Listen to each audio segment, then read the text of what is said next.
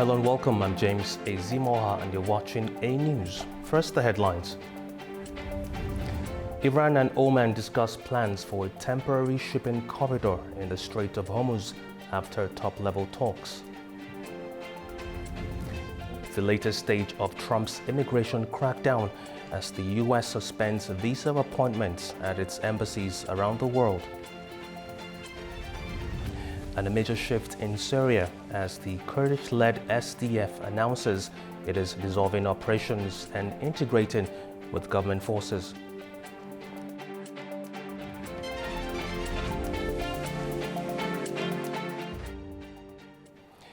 Iran and Oman have discussed a framework for a temporary shipping corridor in the Strait of Hormuz.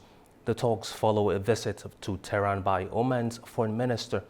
The waterway is nearing 6 months under blockade, with shipping traffic still far below normal.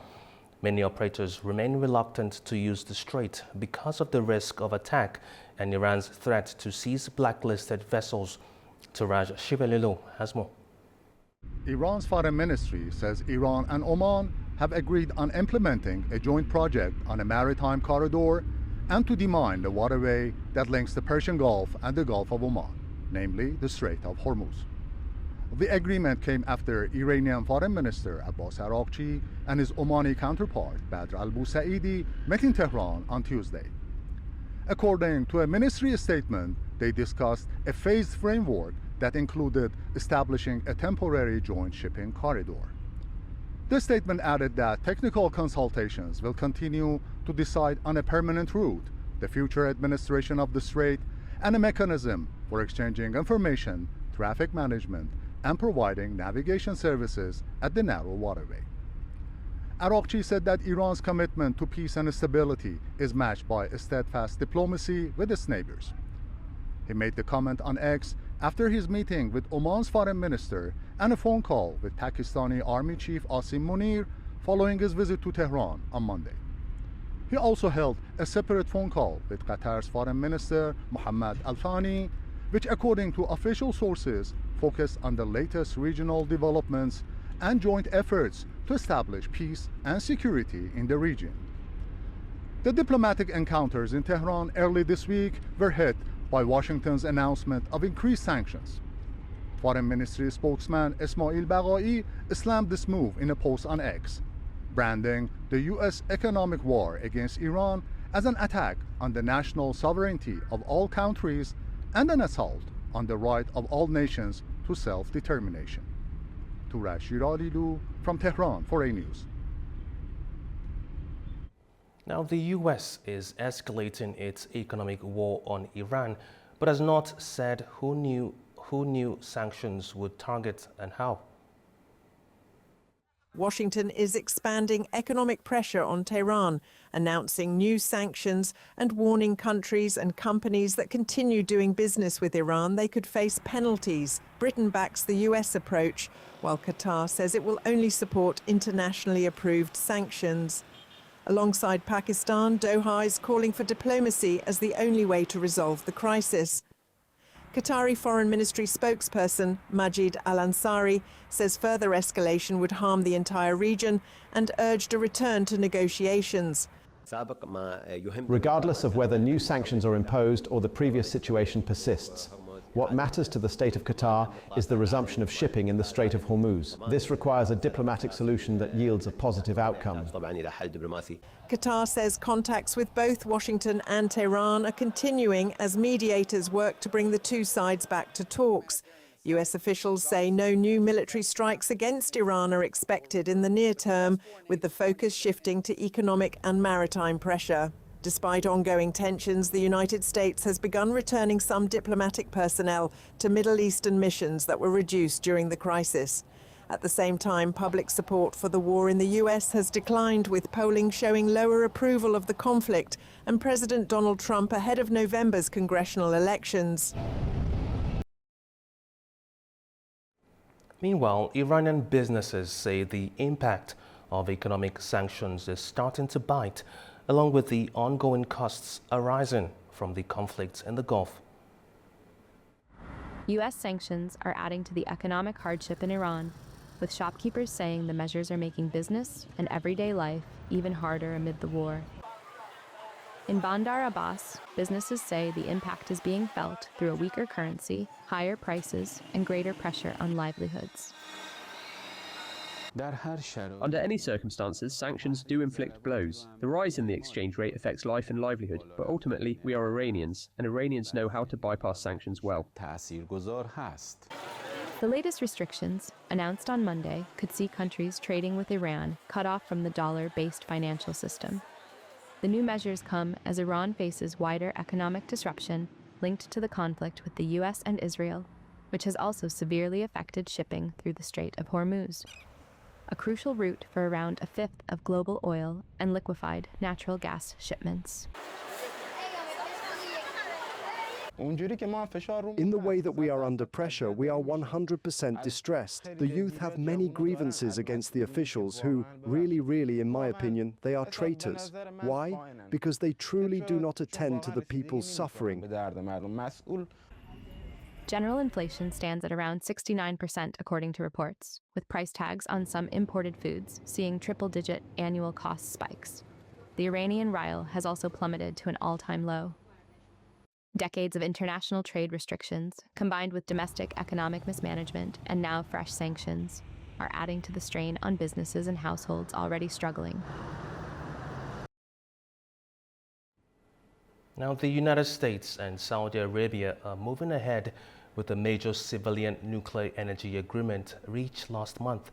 But the deal, which has been sent to U.S. Congress for approval, comes with a key political condition. Here's more.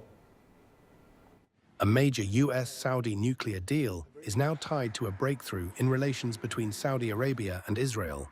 President Donald Trump has sent the proposed 30-year civil nuclear agreement to Congress, but a US administration official told Reuters it will only take effect if Riyadh joins the Abraham Accords and normalizes relations with Israel.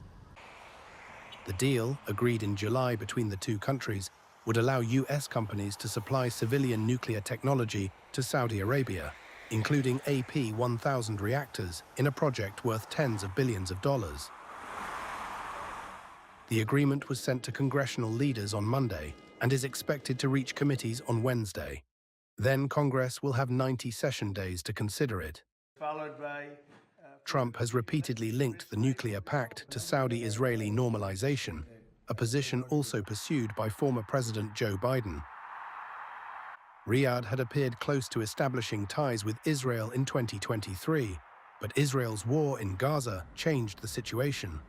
Then, Saudi Arabia insisted on an irreversible path towards a Palestinian state before recognizing Israel.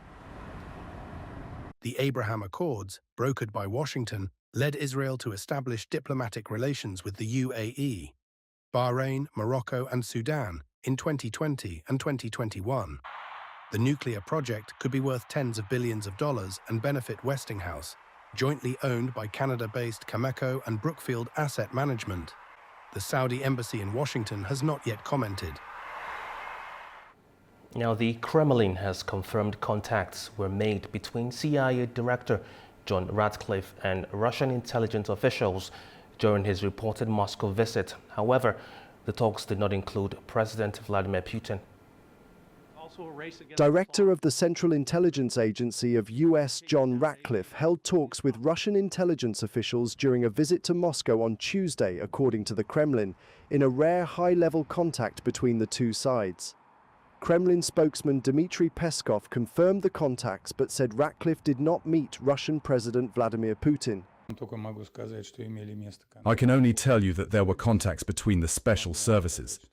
I can tell you that there were no meetings with the President of Russia. That is all I can tell you on this subject. Naturally, President Putin is briefed on everything immediately. Peskov declined to provide further details about the discussions. A US Air Force C-17 believed to have carried Ratcliffe landed in Riga on Tuesday after the reported trip to Moscow. The visit comes as Russia's war in Ukraine continues to shape security policy across Europe, with NATO members increasingly concerned about the threat posed by Russia and the need to strengthen their collective defense. Swedish Foreign Minister Maria Malmer Stenergard said Sweden's moderate party would seek to establish a Nordic-Baltic air defence shield if it wins the country's upcoming election. The moderate party will, if we win the election, work to create a Nordic-Baltic air defence shield, nordisk-baltisk luftvärnssköld på svenska. To succeed, we need to tie together our different air defence systems to enable rapid target identification and to combat threats more effectively. Creating a comprehensive protection throughout our region will require several layers of systems working together and sharing sensor data to detect and counter ballistic missiles, cruise missiles, drones, and other threats. Sweden joined NATO in 2024, 2 years after Russia's full-scale invasion of Ukraine prompted Stockholm to fundamentally reassess its security policy. The country is now increasing defence spending as part of a broader European effort to strengthen military capabilities and air defence. A major logistics center operated by Russian online retailer Wildberries has been destroyed in a drone attack. The strike comes as Ukraine expands its attack on major Russian e-commerce businesses. A massive fire has destroyed a Wildberries logistics center in Russia's Tambov region after what officials described as a drone attack. Governor Evgeny Pervyshov said around 100,000 square meters of the facility was on fire, an area equivalent to about 14 football pitches. He later said the logistics center had been completely destroyed by fire. 2 people were wounded in the overnight strike. Wildberries facilities have been targeted as part of a Ukrainian campaign since mid-July. And in recent days, the strikes have expanded to include its main rival, Ozon. The 2 companies dominate one of the fastest growing parts of the Russian economy, which is otherwise close to stagnation after 4.5 years of war in Ukraine. Ukrainian President Volodymyr Zelensky said Ukraine had struck 16 targets in Russia over the past day, including oil facilities, airfields, a missile unit and military logistics. He said the strikes were aimed at raising the cost of the war for Russia. In the neighbouring Lipetsk region, local authorities said a man and a 14-year-old were killed in a fire caused by a falling drone. And in Belgorod region, which borders Ukraine, authorities said a woman was killed in a drone attack. Both Ukraine and Russia have repeatedly denied targeting civilians since Moscow launched its full-scale invasion of Ukraine in February 2022. Meanwhile, Russia and Ukraine are preparing another major prisoner exchange, according to Russian officials. Russia's Human Rights Commissioner says both sides are finalizing lists of people to be handed over. The deal follows a similar swap last week when Moscow and Kyiv exchanged 103 servicemen after mediation by the UAE. On Monday, both sides released 10 people each, according to Belarus state news agency. Prisoner exchanges remain one of the few areas of direct cooperation between the 2 countries. All right, after the break, the latest stage of Trump's immigration crackdown as the U.S. suspends visa appointments at its embassies around the world. Stay with us.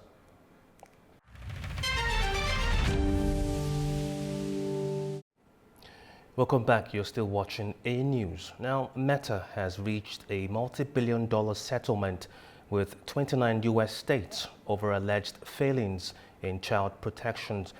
It had claimed that Meta encouraged addictive behavior by youngsters on Facebook and Instagram. Meta has agreed to pay a maximum of $16.68 billion as part of the deal, according to filings at the court in California. The settlement also brings about changes for teen users, including daily usage limits and nighttime blocks. The case formed part of a broader litigation alleging social media companies fueled a nationwide youth mental health crisis. Meta has denied any wrongdoing. Now, the U.S. has suspended visa appointments at its embassies and consulates around the world. The State Department says the sudden freeze is needed to roll out a new global training initiative. It marks the latest stage of sweeping immigration crackdown in Donald Trump's second term as president. Across the globe, US visa applicants are receiving sudden cancellation emails. With interviews indefinitely rescheduled, the State Department says its consular officers must first undergo new training. The initiative aims to help staff screen out applicants deemed likely to rely on American public benefits. No timeline has been given for when normal processing will resume. The worldwide freeze is part of a much broader immigration crackdown justified by the US president as a domestic security measure. But the restrictions go far beyond border enforcement. The administration is actively squeezing legal migration by hiking work visa fees. It is also revoking existing visas and green cards over political activities, including participation in pro-Palestinian protests. The strategy faces fierce resistance. Human rights groups condemn the crackdown as discriminatory, warning it violates free speech and fuels racial profiling. The administration is also hitting major legal hurdles. Just last week, a federal judge struck down a separate policy suspending immigrant visas from 75 countries, ruling that Secretary of State Marco Rubio had exceeded his legal authority. Meanwhile, Germany has deported around 30 Afghan nationals back to Afghanistan on a charter flight from Leipzig airport, according to German media. It comes as Berlin expands its deportation policy to include some Afghans without criminal records. Tamim Bahis has more. According to Afghan news, German media reported that a charter flight left Haley Airport on Tuesday and later arrived here in Kabul, carrying around 30 Afghan nationals. A statement from the German Interior Ministry said that the deported men had largely been convicted of serious offences. The deportations are part of a tougher approach by German authorities towards Afghan asylum seekers who no longer have the legal right to remain in the country. However, Germany is now broadening the policy to include Afghans without criminal records whose asylum claims have been rejected or protection status withdrawn, with thousands of such cases reportedly under review by the country's migration authorities. Previously, Germany had suspended deportations after the Taliban takeover in August 2021, but resumed them in August 2024, initially for convicted criminals. But since then, the policy has expanded. Authorities maintain technical contact with Afghan officials to help facilitate returns, despite not formally recognizing the government. The issue remains controversial, with critics raising concerns about security and human rights for those returning to the country. Tamim Bahis in Kabul, A News. Now, for more on the changing policy in the U.S. towards migration, I'm joined now by Ivani Vasola, who is a professor at the State University of New York. Good to have you, man. Thank you. All right, now, the Trump administration has now put immigrant visa interviews on hold worldwide. How significant is this move? Well, this is another aggressive measure, but not a new one taken by the Trump administration. This is an ongoing issue because since his first term, President Trump has made control of immigration as the top priority of his administration. Was in this way during the first term and continue perhaps more aggressively in the second term now.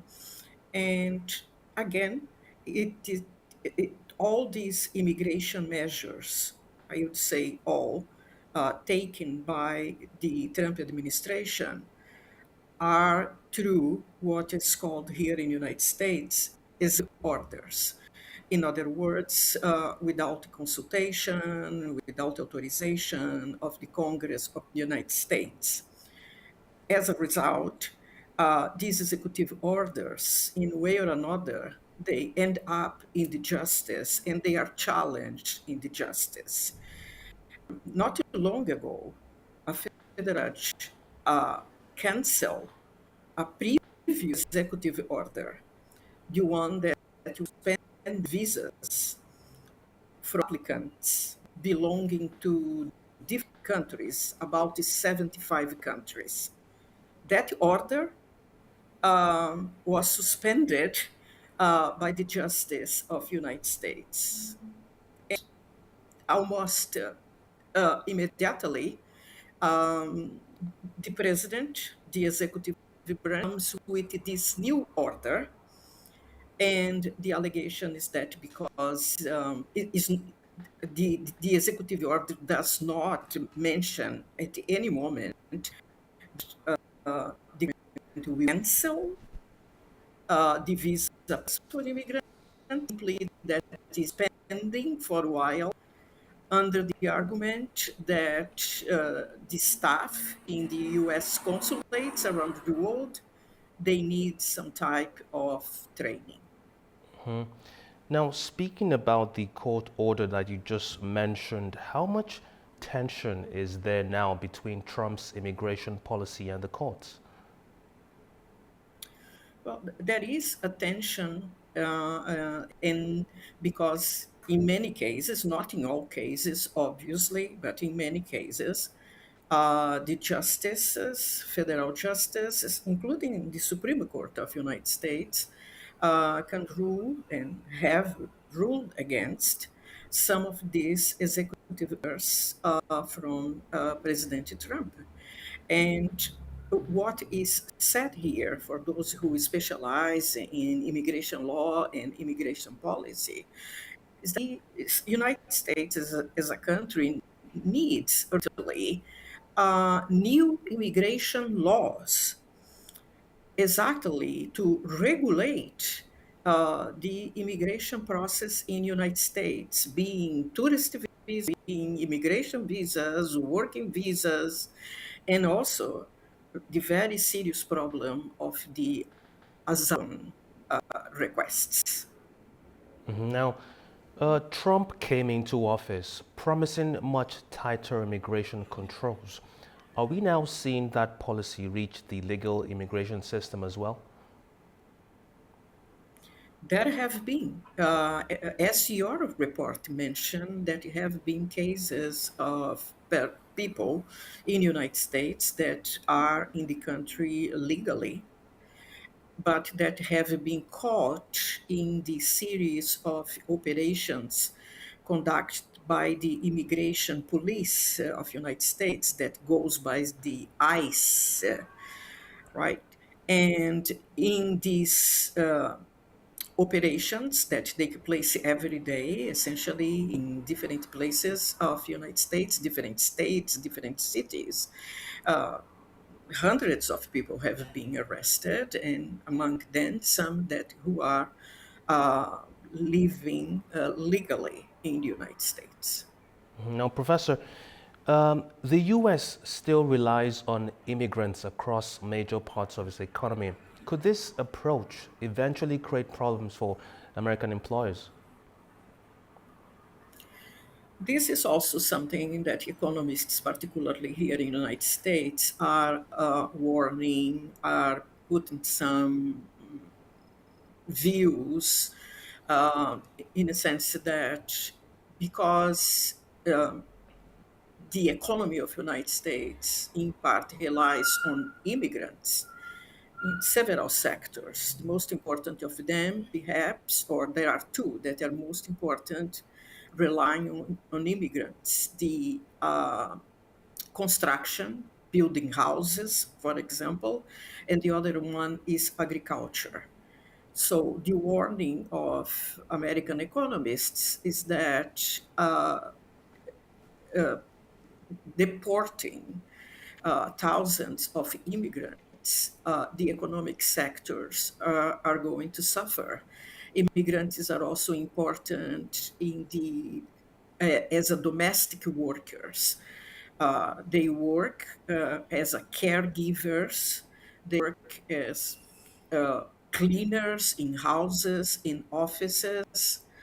They work in the delivery sector, and all this could put pressure on the performance of all these. The deportations could put a pressure on these economic sectors here in United States.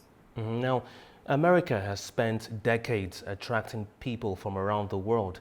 Could policies like this change how people see the U.S. as a place to build a future?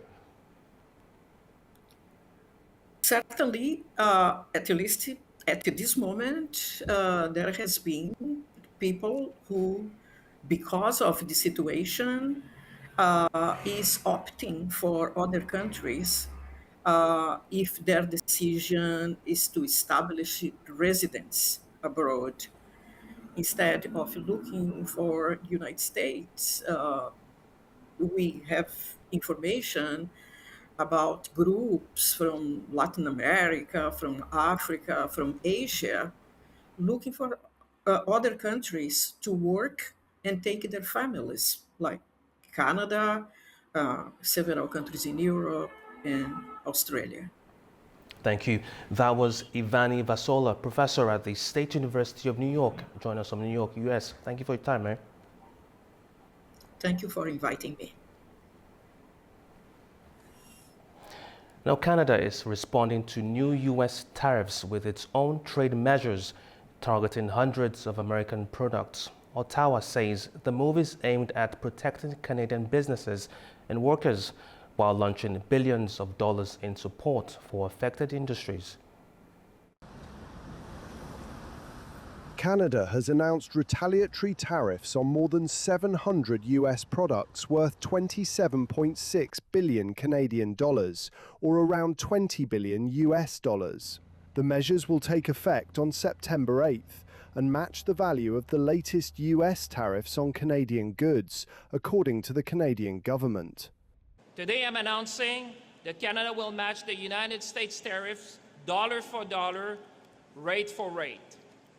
Effective September 8, Canada will impose counter tariffs of up to 15, 25, or 50% on $27.6 billion in imports from the United States of America. For each product, our tariff would match the American tariff on the same type of Canadian good. The new duties will cover sectors including steel, aluminium, dairy products, agricultural equipment, electronics, and household appliances. Canada will also increase some existing tariffs on steel and aluminium products from 25 to 50%, while measures on US automobiles will remain in place. Alongside the tariffs, Ottawa announced a 7.5 billion Canadian dollar support package for businesses and workers affected by the trade dispute. The government says the program will provide financial assistance, loans and other support. And so our government is introducing a $7.5 billion package of new enhanced measures. So this package includes a lot of support through different agencies. So if you're a small business right now, you have to contact either your regional development agency or the BDC, which you're potentially already working with. The latest measures follow Washington's decision to impose 50% tariffs on selected Canadian imports after trade talks between the two countries broke down. Canadian officials say the counter-tariffs are designed to protect domestic industries and encourage consumers to support Canadian-made products. Ottawa says it will continue to defend Canadian economic interests while managing relations with its largest trading partner. The new tariffs mark another escalation in the trade dispute between Canada and the United States, with businesses on both sides watching the impact of the measures. Meanwhile, the U.S. is extending its decades-old trade restrictions on Cuba for another year, further targeting officials and state-owned companies. Havana has criticized the decision, saying the move will increase pressure on the country's economy. Cuba condemns in the strongest possible terms the extension for one more year of the economic, commercial, and financial blockade imposed by the government of the United States, a genocidal policy that has been maintained against our people for more than 6 decades. The continuation of the so-called Trade with the Enemy Act until September 2027 is not a minor administrative action, but the confirmation that Washington insists in its purpose of suffocating an entire nation. This extension has come at the cruelest moment of the US onslaught against Cuba in recent years. All right, after the break, a major shift in Syria as the Kurdish-led SDF announces it's dissolving operations and integrating with government forces. Stay with us.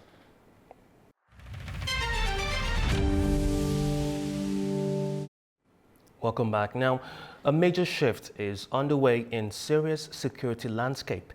The Kurdish-led Syrian Democratic Forces say it has dissolved as an independent military force and is moving ahead with a deal to join Syrian state institutions. The move also has major implications for neighboring Turkey, which has long viewed the group's main membership as a security threat. Adam Moore reports from Istanbul. The Kurdish-led Syrian Democratic Forces, or SDF, has formally dissolved as an independent military force. The move marks a major step in Syria's efforts to reunify the country after more than a decade of conflict. SDF commander Mazloum Abdi announced the decision on Tuesday evening. He said the group's mission had ended as an integration agreement reached with Damascus in January moves forward. The US-backed SDF was Washington's main local partner in its campaign against the ISIS terrorist group. At its height, the SDF controlled large parts of northern and eastern Syria. But the balance of power shifted earlier this year when Syrian government forces launched a lightning offensive that saw them retake much of the territory previously held by the SDF. That was followed by an agreement calling for SDF forces to be integrated into Syria's military apparatus. Turkey, meanwhile, has remained a key player throughout the process. Ankara views the SDF's main component, the YPG, as an extension of the Kurdistan Workers' Party, the PKK, which Turkey, the United States, and the European Union regard as a terrorist group. In recent years, Turkey has conducted several cross-border operations against the YPG and has consistently opposed a separate armed structure along its southern border. At the same time, Ankara has backed Syria's new leadership in its efforts to restore state control following the fall of President Bashar al-Assad in late 2024. Turkey has repeatedly stressed that Syria's future should be based on territorial integrity and national unity, with no place for armed groups that operate independently. This is Adam Morrow for A News in Istanbul, Turkey.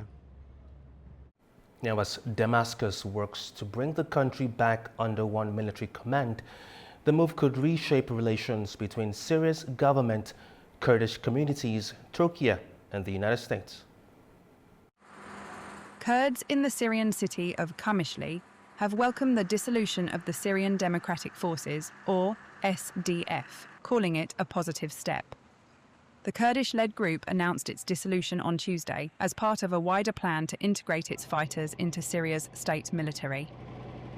The move follows an agreement reached with the government in Damascus earlier this year. Today, the Syrian Democratic Forces are integrating with, or participating alongside the Syrian state, in the administration of the country. I believe that for the first time in modern Syrian history, the Kurds are obtaining a broad range of gains that I would describe as significant.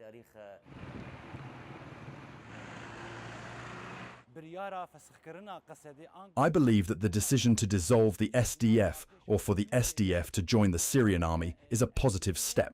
However, it should be accompanied by other gains in recognition of the sacrifices they have made. The political and cultural rights of the Kurdish people should be enshrined in the new Syrian constitution. The announcement came after government forces launched a rapid offensive in January and regained large parts of territory previously held by the Syrian Democratic Forces. SDF commander Mazloum Abdi said the latest decision followed an agreement with Syrian President Ahmed al-Sharaa on integrating the group's forces into the national army. The SDF's dissolution comes as Damascus tries to end internal conflict and rebuild the country after nearly 14 years of civil war. Armenia's parliament has approved the government's program for 2026 to 2031, setting out its key priorities for the coming years. The government says it will work to formalize peace with Azerbaijan, normalize ties with Turkey, and strengthen relations with the West while maintaining ties with Russia. The program also says Armenia's armed forces will not be deployed beyond the country's internationally recognized borders except for international missions. It also calls for continued military reform, including a move to a professional army. Now, joining us now is Georgi Tomasian, International Relations Specialist, joining us from Yerevan, Armenia. Good to have you, sir. Thank you for having me. All right, now, Pashinyan calls this the beginning of Armenia's Fourth Republic. What is actually different about the Armenia he's trying to build? It's about the vision of the government of Armenia, which is called Armenia, and it's about peace process with Azerbaijan signed last year in Washington, and all the results coming after that, which is basically based on creating new regional connectivity, partnership framework, including the TRIP program, and as well as having normalization with Azerbaijan and Turkey. And what we saw also in this governmental program is about deeper ties already established, as well as increasing different connections, including trade, energy, civil society connections, and other. All right. Now, peace with Azerbaijan is a major part of the program. How central would the relationship with Baku be to Armenia's next 5 years? I believe it's one of top priorities for the government of Armenia, and the peace process for the next 5 years is about to be not only deepened, but also to achieve the state where populations of both countries not only believe in peace, but also see out peace process. And I believe that what's written in the governmental program, including connections, people to people, civil society, as well as increasing bilateral trade. And also we see that there are no any mentioning of any issues in the program which could be trigger any bilateral issues in relation. Program is constructive and aimed at partnership. I believe this will bring us closer to the peace on the ground, as well as it includes a process of demarcation and delimitation of international recognized border, as well as withdrawal of armed forces from the border, which is very normal for any state which has demarcation, delimitation, and mutual recognition of international borders. So that would bring peace to villages close to border on both sides in Armenia and Azerbaijan, as well as stability related to the armed forces, because when armed forces are located on the border, it's of course about some tensions or about some much complicated situation when there are armed people there. Mm-hmm. Now, speaking about the military, Armenia plans to keep strengthening its armed forces. Why is military reform still such a priority if the government sees peace as its central goal? Well, we do see that security issues remain top priority in our region, and we also see that Azerbaijan, Turkey, other countries in the region are also developing their military capacity, which is very normal and rational for any state. Armenia, in its terms, is trying to develop its own armed forces in accordance to the new, which was recently announced. And we also see that, for example, the internationally recognized map of Armenia is present now on, in symbols of Armenian army, which is very important message, showing that Armenia's army is about defending its own territorial integrity and sovereignty, which is a recognized right of any sovereign state under the Charter of the United Nations. So I believe that this process is not anyhow aimed at and related to any country. So this is just part of what's requested by the people of population through elections, that the state should be able to defend itself.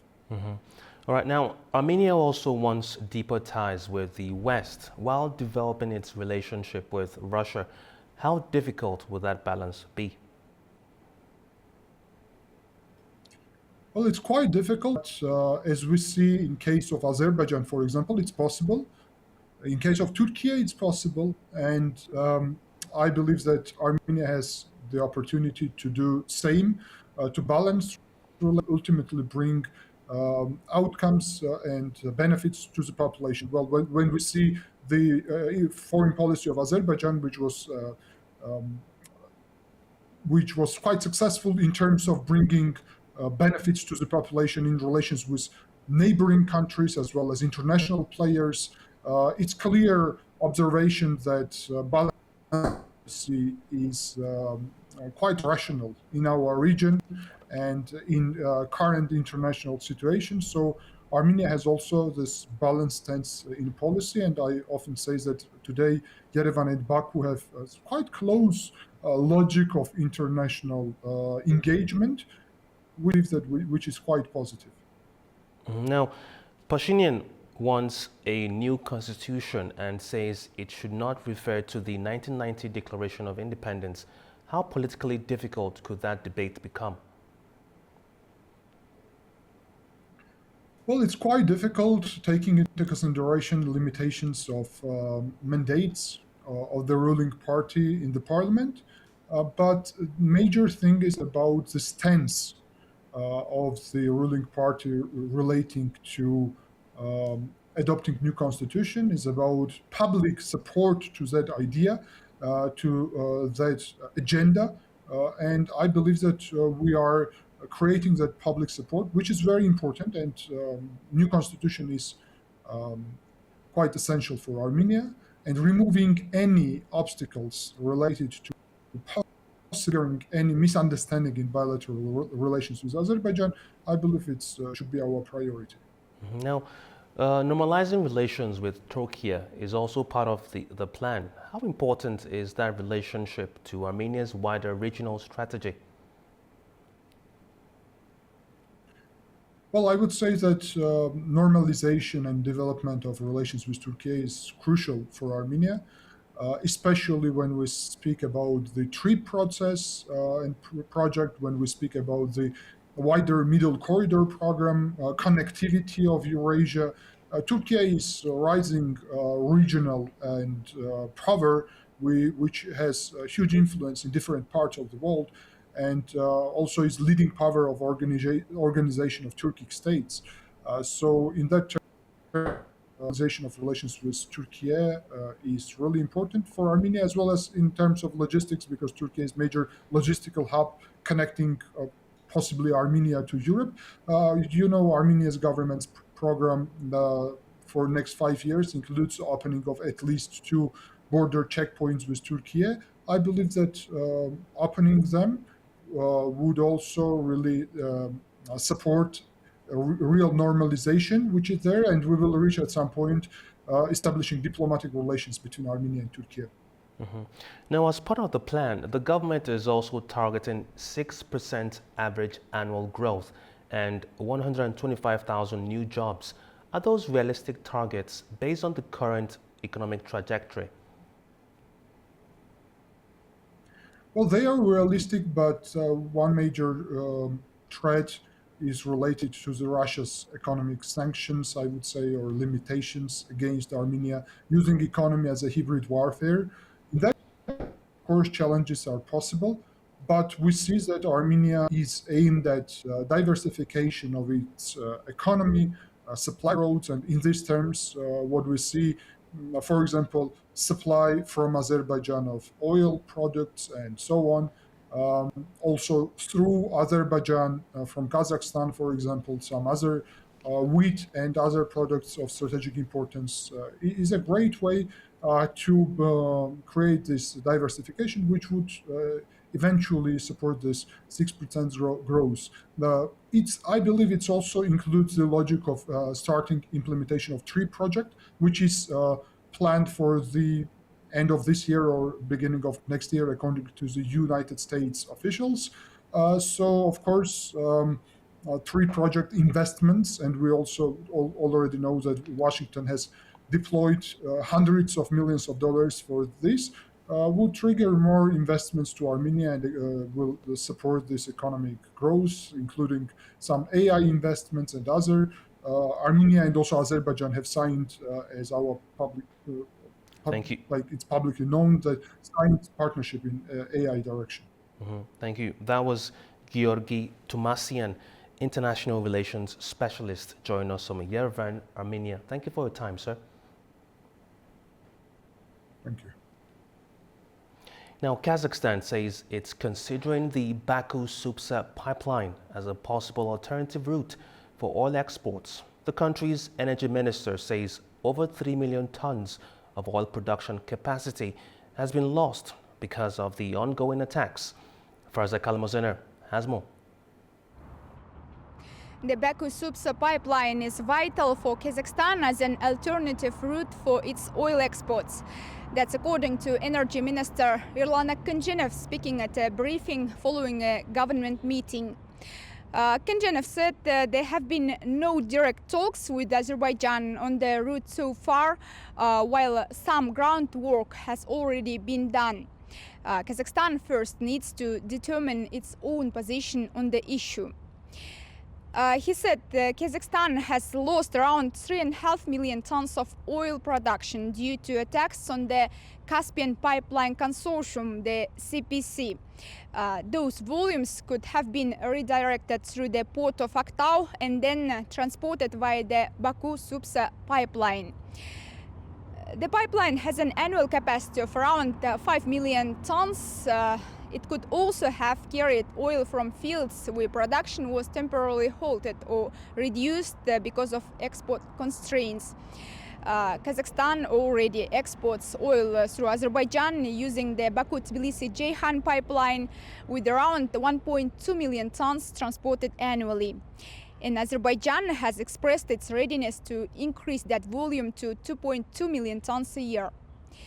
The attacks on the CPC have also affected Kazakhstan's production plans. The country has cut its 2026 oil production target by 2 million tons, from 98 million to 96 million.